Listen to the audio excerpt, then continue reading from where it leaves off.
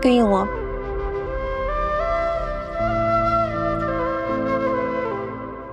एक मुश्किल खत्म होती है तो दूसरी सामने खड़ी होती है। समझ ही नहीं आ रहा क्या करूं। मुझे तो ऐसे लगने लगा है कि रेस्टोरेंट भी मेरे हाथ से निकल जाएगा जैसे, बाकी सब कुछ। ऐसा मत सोचो बेटा, देखो जिंदगी कभी भी सीधी लकीर की तरह नहीं होती।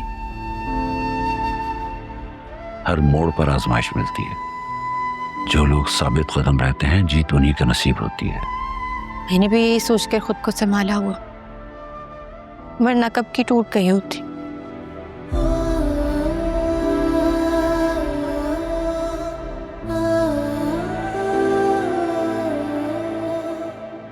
चाय पियोगी?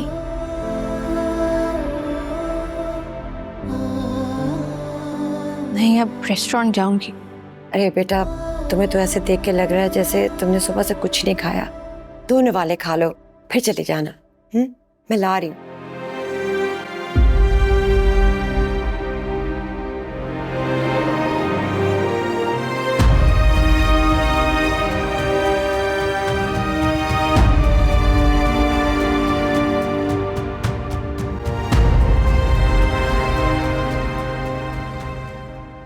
सब लोग चले गए हैं, इसे जैसे इस जगह कभी थी ही नहीं ज़ाबिया। कुछ जगहें खत्म नहीं होती यानी, बस ये समझ लो कि वक्ती तौर पर बंद हो जाती हैं।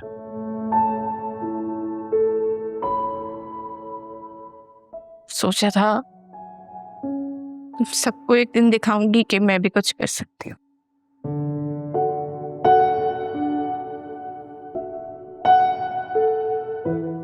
लेकिन आज लग रहा है जैसे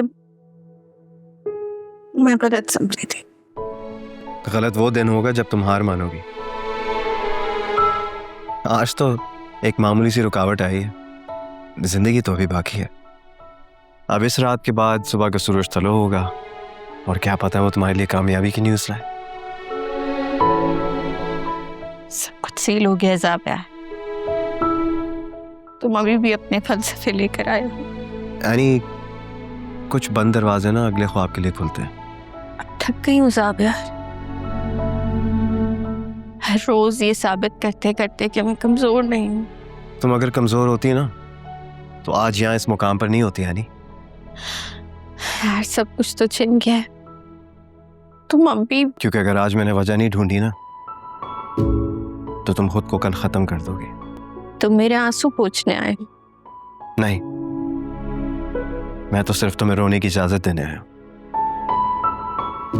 अकेले नहीं, सिर्फ मेरे सामने रो सकती हो। क्यों बार बार याद दिलाते हो कि मैं तुम्हारी बीवी हूँ? ताकि जब तुम हारने लगो तो कोई तुम्हें याद दिला सके कि कोई है जो तुम्हें हारा हुआ नहीं देख सकता। चलो मैं तुम्हें घर ड्रॉप कर देता हूँ। नहीं तुम जाओ, मैं यही हूँ। क्यों?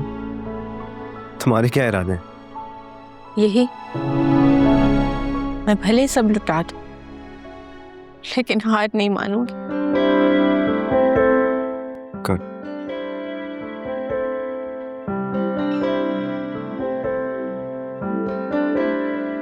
मेरी आंखों से उतारे कोई तो ख्वाब तुम्हारे, सपनों से नैना भर गए। सोच लेना कि मेरा वजूद कभी था ही नहीं। इतनी नफरत करने लगी हो मुझसे, याद रखना अगर ये ताल्लुक टूट गया ना, इतनी आसानी से नहीं जुड़ने वाला। ये क्या बदतमीजी है? नहीं, पहले आप वजाहत दें, ये क्या है? हाँ तो इसमें गलत क्या है? डील भूल गई हो तुम अपनी?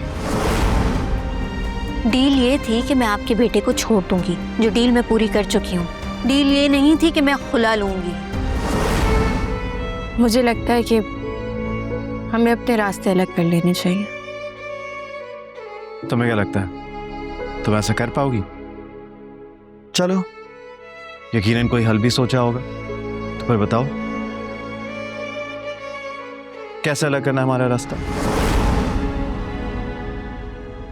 मुझे खुला चाहिए।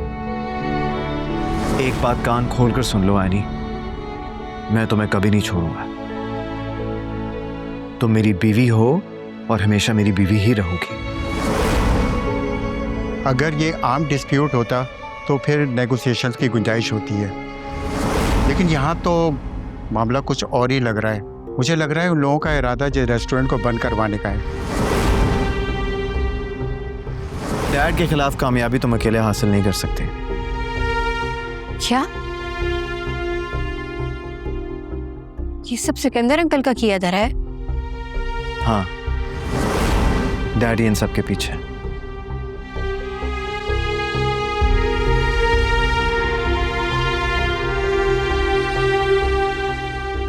पता नहीं ये लड़की कहाँ रह गई है।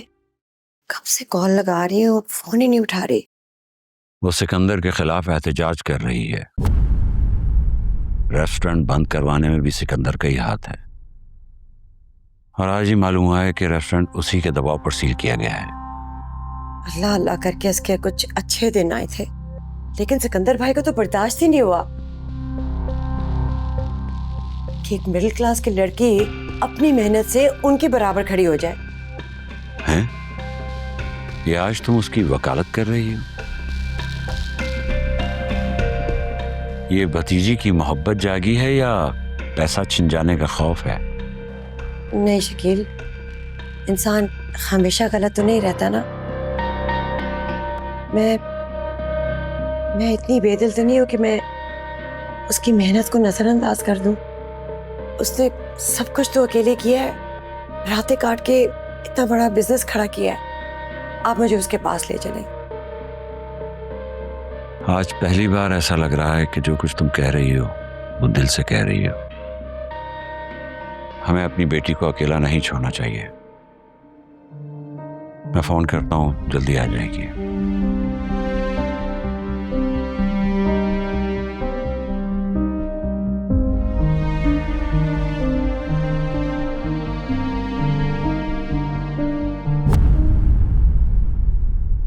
ये क्या बदतमीजी है? नहीं, ये क्या शो लगा के रखा हुआ है?